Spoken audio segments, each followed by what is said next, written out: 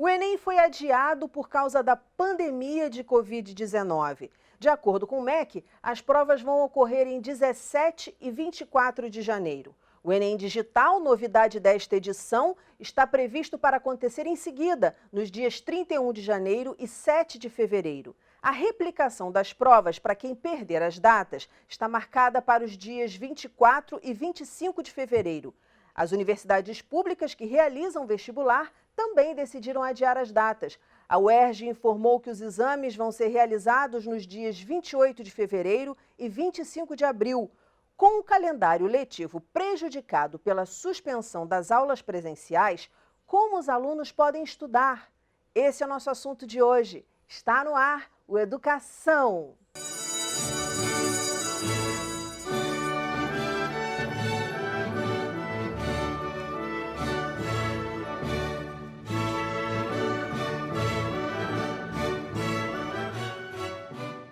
Meus convidados são a especialista em carreira e CEO Método Pertencer, Thelma Abreu, a estudante de medicina da Universidade de Itaúna, em Minas Gerais, Thaís Terra, e o professor de matemática e orientador educacional, Rafa Jesus.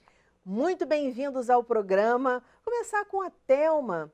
Thelma, quais são os principais desafios? Acho que Rafa também pode falar disso, Thaís também. Quais são os principais desafios que os estudantes encontram agora, nesse momento de pandemia, quando os estudos estão apenas em casa, né? Eles não saem para a escola, enfim, é ali em casa, no dia a dia. Quais os principais desafios?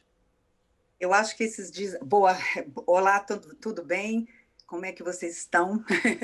Eu acho que esses desafios, eles triplicaram, porque o que acontece com o estudante? O estudante, quando está nesta fase de preparação para o vestibular, ele já está fechando um ciclo, abrindo outro. Ele já está com pressão na escolha da sua carreira. E ele já está com pressão também nos seus estudos.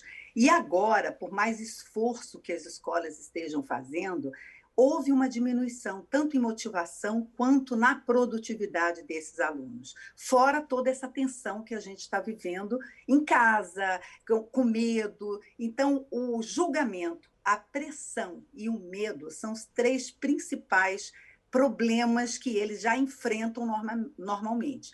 E agora, a produtividade e a motivação para estudar sem você ter uma rotina. Eles foram interrompidos em suas rotinas. E isso, obviamente, influenciou muito na produtividade desses estudantes. Thaís, isso ocorreu com você? Como é que foi? Eu fiquei por muitos anos, né, nessa vida de vestibulanda. Eu fui vestibulanda por 7 anos ao todo. E isso é Nossa. bastante tempo. E eu falo que, nossa, parece que as coisas encaminharam da melhor forma para mim, porque eu acho que nesse ano, se eu não tivesse passado, se eu ainda fosse uma vestibulanda, estaria sendo bem mais difícil que nos anos anteriores, sabe? Porque a pressão está muito maior, não tem nem comparação. É um ano de incertezas e isso causa uma ansiedade muito maior para quem está tentando, né, uma vaga no vestibular. Nossa, e Thaís, que história bonita a sua. Quer dizer, você tentou 7 anos. É a convicção mesmo de que você queria estar onde você está? Qual é a fórmula para Sim. não desanimar? Porque, enfim, 7 anos, né? Quase a faculdade. Sim, eu vi nesse caminho, né, nesses 7 anos, eu vi muitos amigos desistindo, muitos amigos optando por outros cursos. Eu recebi uma pressão externa de pessoas para falarem: ah, por que você não tenta um curso semelhante, né? Talvez não seja medicina. Mas a medicina, ela sempre falou mais alto para mim, sempre foi meu maior sonho. E então, essa persistência, essa vontade veio de dentro mesmo, porque tinha tudo para desistir, mas eu preferi insistir e deu tudo certo no final. Então, valeu muito a pena todo o esforço que eu tive, valeu a pena. Que pessoa maravilhosa, já sou sua fã. Se você não tem, tenha um canal falando dessa sua experiência e estimulando as pessoas, porque eu tenho certeza que tem muita gente que precisa disso aí, precisa se inspirar em você. Adorei, enfim, já sou sua fã. Rafa, Como que a gente faz para tirar esse mito de que matemática é muito difícil, especialmente nesse momento em que as pessoas estão em casa? E aí a gente sabe, né, que o contato com o professor, nada substitui o contato com o professor. Nenhuma técnica nunca vai substituir o ser humano, por melhor que ela seja e por mais facilitadora que ela seja. Então, nada substitui as aulas presenciais. Nesse sentido, como é que tem sido para você para tirar esse mito da matemática uma disciplina ruim e efetivamente fazer os seus alunos progredirem? Dani, é muito engraçado porque a matemática, você comentou, né? Um mito. Então, cria um fantasma, um monstro em cima da matemática e as crianças, os alunos crescem ouvindo falarem assim da matemática e vão criando esse medo, né? Então, em situações normais, já é um desafio a gente trabalhar com o ensino de matemática. E aproveitando o gancho na primeira pergunta, sobre as duas palavras aí que a Thelma e a Thaís utilizaram, pressão, né? A pressão para o vestibulando, ela já existe e já é normal em condições normais. Nessas situações, então, eu gostaria de destacar 2 pontos que eu acho essencial, que é o planejamento e a organização. E isso a gente pode estender não só para matemática, mas para todas as disciplinas, né? Então, um momento desse, quando você é retirado do teu ambiente normal, que era que ele já tinha a rotina, já estava acostumado com as aulas, ele vai para uma situação totalmente contrária que ele nunca enfrentou. Primeiro momento, respira e se planeje. Tem que ter um planejamento, tem que ter um cronograma semanal para que esse aluno na casa dele consiga ter disciplina para cumprir esse planejamento. E eu estendo isso para a matemática. A matemática, um dos maiores problemas é você não ter uma base forte. Tem muitos alunos de ensino médio que o problema deles não está no conteúdo do ensino médio, e sim no conteúdo do ensino fundamental. Então, a estratégia para motivar alunos a perceberem que é possível aprender a matemática é mostrando que tem um começo. Você vai construir a base de um muro e se essa base estiver sólida, você vai ter sucesso levantando esse muro. Se essa base não estiver sólida, esse muro cai. E é o que anda desanimando muitos alunos na matemática. Entendo. Agora, como buscar essa base sólida, Rafa? Porque assim, é correr contra o tempo mesmo e é algo que não é fácil, né? Você, quer dizer, você tem que buscar por uma base para poder avançar, quando na verdade tem muita gente já avançando porque tem essa base. Então, é até inspirado no que a Thaís falou, é persistir. Mas como Exato. buscar essa base? Eu acho que um primeiro momento é fugir das duas palavrinhas curto prazo, porque infelizmente as pessoas hoje elas estão reféns do curto prazo. O celular anda ensinando muito isso. Se você não conhece um significado de uma palavra, você digita no Google no celular e recebe ela imediatamente. Só que na vida não é assim, né? Então na matemática, você não vai conseguir sair da nota 4 e ir para a nota 8 em um salto apenas. Você vai passar pela nota 5, pela nota 6, e quando a gente entra nessa corrida pensando nos alunos que já têm aquela condição, que já têm aquele conhecimento, eu acho que a gente já sai perdendo. A corrida tem que ser conosco mesmo. Eu, no momento, não consigo ainda acompanhar tal nível de exercício. Então, eu vou precisar ter uma estratégia, um planejamento. Eu vou ver quais são os pré-requisitos para aquele conteúdo e me preparar. E hoje, o conteúdo disponível online, em YouTube, em plataformas digitais, ele ajuda muito o aluno nisso. Antigamente era complicado um aluno correr atrás, porque ele tinha o conteúdo daquele ano que ele estava seguindo na escola, só que ele não tinha como correr com aquele conteúdo que ele perdeu. Ter Hoje acesso, né? Se não guardasse os cadernos, os livros, não tinha acesso. Eu vou deixar uma pergunta para você aqui no ar, para você ir pensando, que é bem prática mesmo. Do que você acha de 3 ou 4 conceitos que ele tem que ter na base para poder progredir e para fazer uma pontuação legal na prova, 3 ou 4 conceitos também que ele tem que aprofundar, tá? Mas eu queria falar com a Thelma e com a Thaís também sobre essa questão do focar, né? O Rafa falou de um planejamento que também eu quero que vocês detalhem, quero que Thaís me conte como foi o planejamento dela, quero que Thelma me fale como é esse planejamento, qual é o ideal desse planejamento, quantas horas, é quando acorda que começa a estudar, precisa refrescar um pouco a mente, efetivamente despertar para começar a estudar, como é que deve ser esse planejamento? Vamos começar por aí. Thelma, pode começar por você. Pois é, eu estava vendo ele falando da matemática, mas eu tenho um estudo que a matemática e a química são os grandes vilões. A química estava disparada. Agora, quando a gente trabalha planejamento para o estudo, é justamente a partir de como o estudante funciona. Geralmente, você até falou como é que é começar a estudar pela manhã ou à noite. Qual é a parte e a hora em que ele produz mais, em que ele consegue trabalhar mais? Isso a gente divide por blocos de tempo. Se a pessoa, e muito ao contrário do que a maioria pensa, o ideal é que quando você começa a estudar na hora em que você está com seu potencial máximo de atenção, às vezes a gente produz melhor à noite, às vezes produz melhor durante o dia, é exatamente pegar blocos de tempo em que você tenha maior dificuldade, as matérias em que você vai precisar de apoio, qualquer apoio, porque o fundamental, a gente vê aí, tem muita informação, mas como é que você vai trabalhar, transformar essa informação em conhecimento? Como é que você vai trabalhar, por exemplo, a redação em argumentação? Todos esses princípios básicos que você precisa para se organizar. E a importância de você ter um canto específico na sua casa. Não precisa ser um espaço enorme. Muitas vezes a gente não tem esse espaço. Mas se você consegue identificar aquele cantinho como uma área de produção sua, você já consegue se motivar, mudar hábitos, estabelecer disciplinas. Obviamente, se você precisar de ajuda para isso, é importante, porque já que nós não estamos com incentivo dos professores, da escola, da interação social, é muito importante que a gente peça ajuda se precisar. E aí, quando você consegue pedir que sejam dos pais, responsáveis, amigos, a começar a tirar dúvidas. Existe uma associação, porque essa garotada, eles são muito ligados a games, a jogos, a informações instantâneas. Então, eles não têm o hábito de pegar essa informação instantânea e transformar em conhecimento.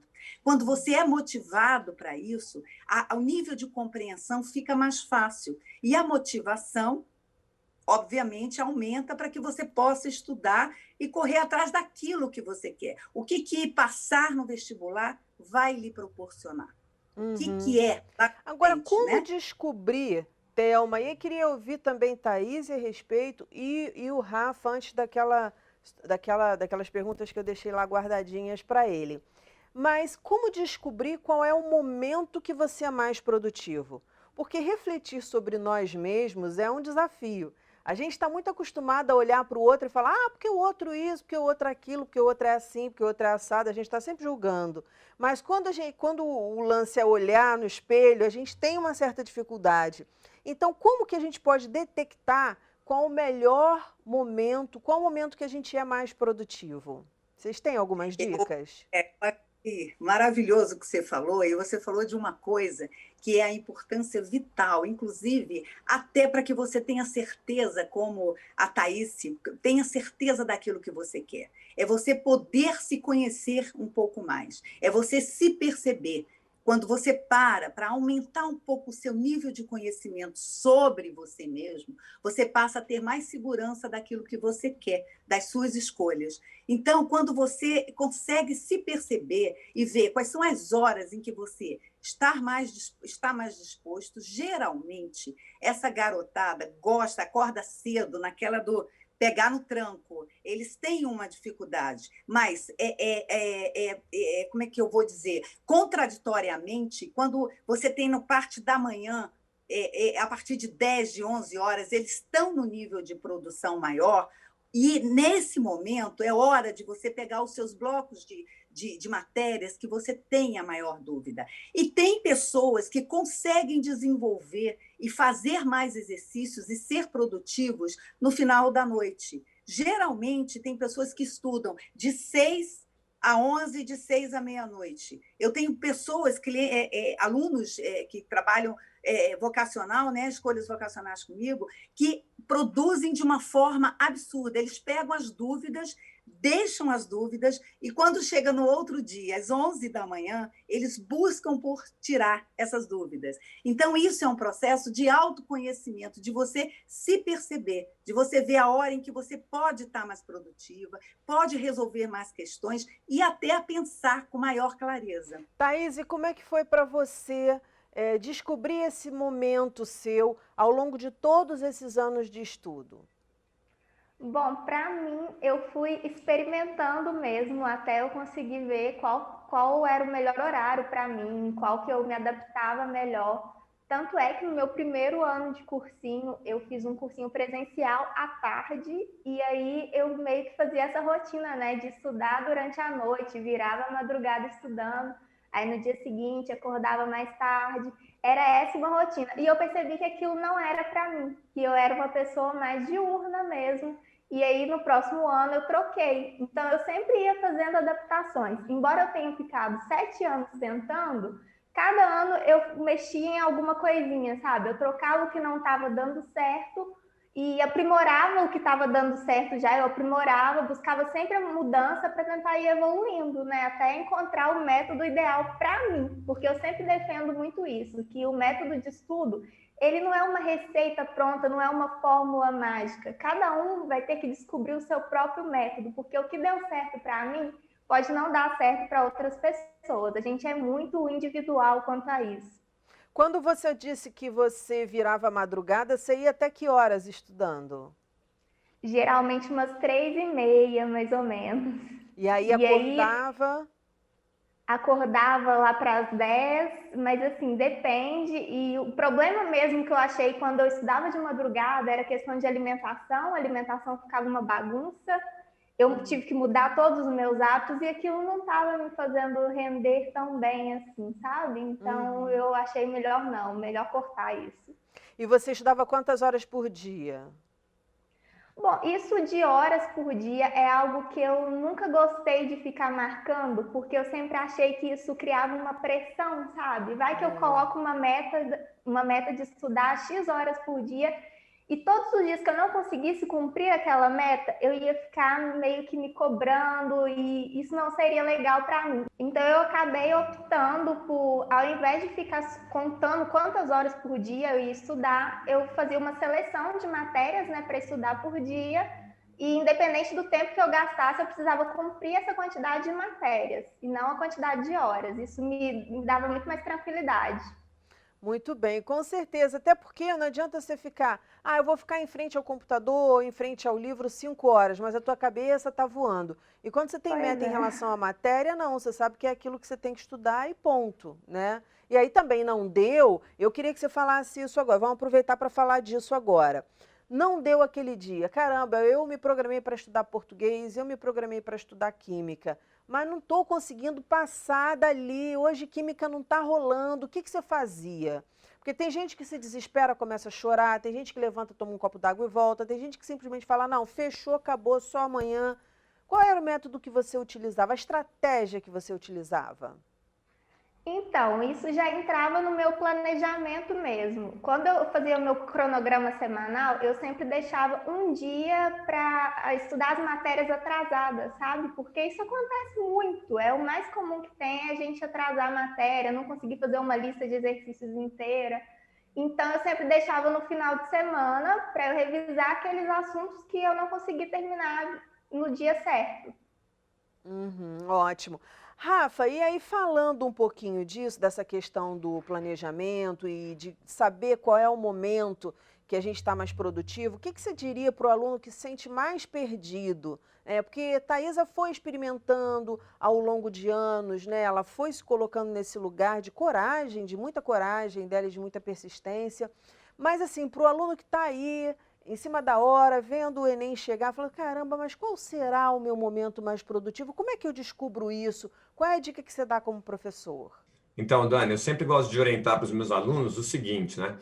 Nós somos criaturas de hábitos, e quando você quer mudar da água para o vinho em um espaço de tempo meio apertado, eu não considero uma boa estratégia, porque você já vem acostumado a agir de uma certa forma, a estudar de uma certa forma, e quando de repente você quer fazer mudanças bruscas, Isso pode não ser bom, porque você não vai ter um tempo para voltar. Como nós estamos com o Enem aí em janeiro, então qual seria a minha indicação? Fazer um planejamento semanal que comece de uma forma mais simples e ele vá ajustando, melhorando ele ao passar das semanas. Como a Thaís disse, a ansiedade ela pode atrapalhar demais. Então, tem alunos que fazem planejamentos semanais impossíveis de serem cumpridos. Ele olha e fala, eu não vou dar conta, já criando aquela ansiedade na segunda-feira, na terça-feira, e quando chega na sexta, no sábado, ele não conseguiu, vem a frustração. E a parte motivacional vai diminuindo, e isso é muito prejudicial. Então, o conselho que eu posso dar é, pega uma folha sulfite, divida em 7 dias, segunda, terça até domingo, em 3 períodos, manhã, tarde e noite. Começa com um X naqueles períodos que ele já estuda de alguma forma, ou assistindo videoaulas, ou conferindo lives com os professores, com um X onde ele almoça, onde ele janta, onde ele tem alguma atividade. E o que sobrar em branco é o horário onde ele vai encaixar o horário de estudo dele. E a dica é, comece menos e vá melhorando ao passar das semanas. Você vai adaptando o seu planejamento com o passar dos meses, né?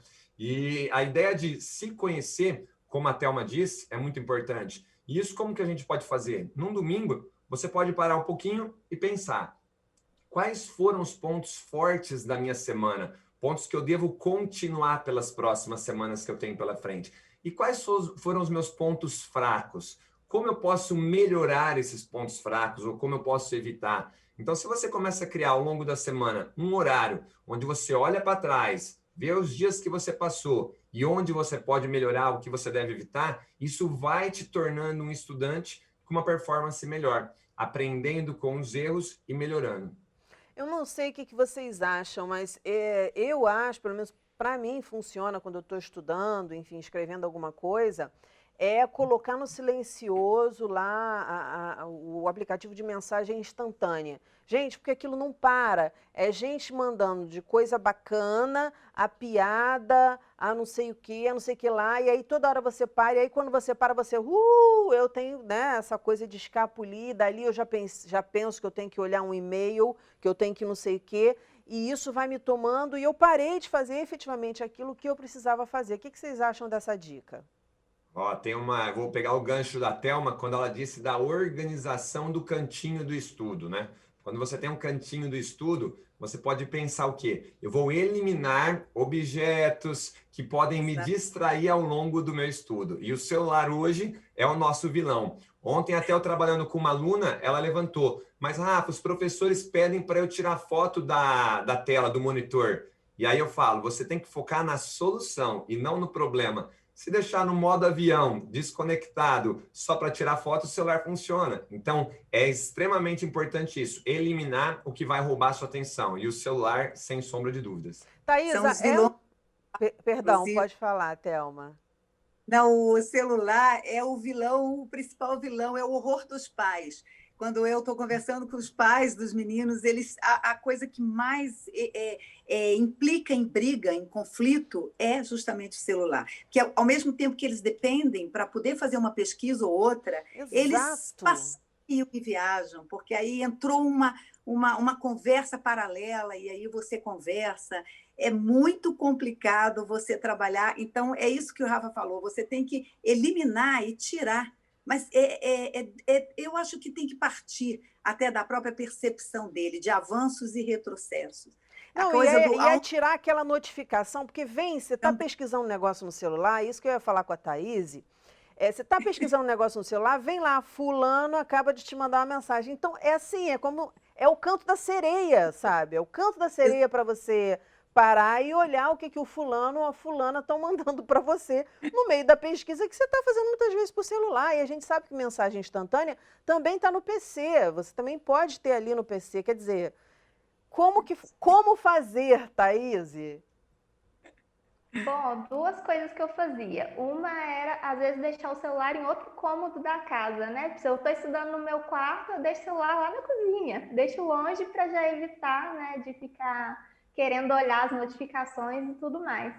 E outra coisa que eu uso muito tem várias funções do celular mesmo, ou então aplicativos que eles bloqueiam essas notificações. Eles deixam meio que o seu celular no foco total. e aí não vai aparecer. Você coloca o tempo certinho, né? E não vai ficar aparecendo. Então era algo que eu ainda uso muito hoje para estudar para a faculdade, porque celular distrai mesmo, não tem como. Caramba. E aí vamos, Rafa, falar dessas matérias. Eu te fiz aquelas duas perguntas. As matérias do basicão, que todo mundo tem que ter para poder progredir aí nos estudos do Enem, e as matérias que são fundamentais para esse momento de prova, seja pessoa da área de humanas ou, enfim, qualquer área. Certo. Pensando nessa parte básica, o essencial que o aluno deve saber, operações. Quando nós falamos de operações básicas, alguns alunos até dão risada. Ah, mas fazer as continhas eu sei. Não é o que a gente anda vendo por aí. As pessoas têm muitas dificuldades em operações e os alunos principalmente. E por que eles não voltam para estudar essas operações? Porque eles pensam, mas professor, não vai cair uma questão só de continha na minha prova. E eles não percebem que em uma questão de trigonometria, em uma questão de probabilidade, vão haver por trás essas operações básicas. Então, domínio de adição, subtração, multiplicação, divisão, potenciação, trabalhar bem com frações. Fração também é um monstro aí para os alunos da matemática. E quando aqueles alunos se dedicam, como eu disse, entra num canal no YouTube e coloca lá como aprender frações e estuda uns 3, 4 dias, eles falam, como eu não aprendi isso antes? E a ideia é o quê? Eles estavam preocupados com outros temas da matemática, deixando os básicos de lado. Equação do primeiro grau, equação do segundo grau, são ferramentas que aparecem em vários outros temas da matemática. Interpretação e leitura de gráficos. No Enem, acontece muito exercícios de gráficos, tabelas, onde você vai ter que ter uma interpretação dos dados para achar a resposta certa. Então, na matemática do Enem, esses pontos são muito importantes. Eu posso ressaltar também conhecimento na parte de geometria, de cálculo de áreas de figuras planas e de volumes de figuras espaciais. Função do primeiro grau também, função do segundo grau. Seriam alguns temas iniciais aí para o aluno cercar, que são muito importantes e com certeza vai ajudá-lo na hora da prova do Enem. Gente, muitíssimo obrigada pela participação de vocês. A gente está com 1 minutinho só e eu não posso deixar de tocar no assunto ansiedade. E aí eu peço que vocês digam com 1, 2 palavras, o mínimo possível, que dicas vocês dariam para ajudar os alunos que sofrem ansiedade, algo que rolou muito e que está rolando muito durante essa pandemia. Por favor. Vamos começar aí, Thelma. 1 ou 2 palavras que você possa dar de dica para amenizar essa ansiedade que a galera está sentindo. Dúvida nenhuma, é você tirar um tempo para você, é você se respeitar, sono, água, exercício físico ou alguma coisa que te dê prazer. Mas, fundamentalmente, saber que você está escolhendo alguma coisa, uma vocação por segurança e não por orientação e opinião dos outros. Isso dá segurança para batalhar como essa estudante de medicina fez. Você ter certeza daquilo que você quer, do que você quer seguir. Perfeito, Thelma. Rafa, por favor, uma dica rapidinha. Eu gostaria de deixar um recado para os alunos aí que a nossa vida ela é feita por desafios em todos os momentos. Então, o Enem ou qualquer outro vestibular não é o momento mais importante, mais difícil da sua vida. Então, você vai enfrentar. Se conseguiu, parabéns. Não conseguiu, olha para trás, aprenda com os erros e traça um novo plano para tentar mais uma vez em busca do seu sonho de salvar vidas, construir prédios, ensinar pessoas. Esse é o meu recado. Não é o momento mais importante da sua vida. Vai mais leve. Perfeito. Thaís? Bom, o processo ele é difícil, mas não é impossível. Então não deixem de acreditar primeiro em vocês mesmos, porque se você acha que você é capaz de conseguir essa vaga, conseguir essa aprovação, então, independente de tudo, todas as dificuldades que você tiver que enfrentar, acredita que vai dar certo. E quando der certo, vai ter valido tudo a pena, porque é maravilhoso. Muito obrigada, gente. Muito obrigada por vocês terem reservado um espacinho do dia de vocês para conversar com a gente. Um beijo grande, sucesso e parabéns pelo trabalho. Obrigado. O nosso programa fica por aqui, mas na segunda-feira que vem tem muito mais às 9h da noite. Educação, se você não se envolver, não rola. Momentos de paz e até lá!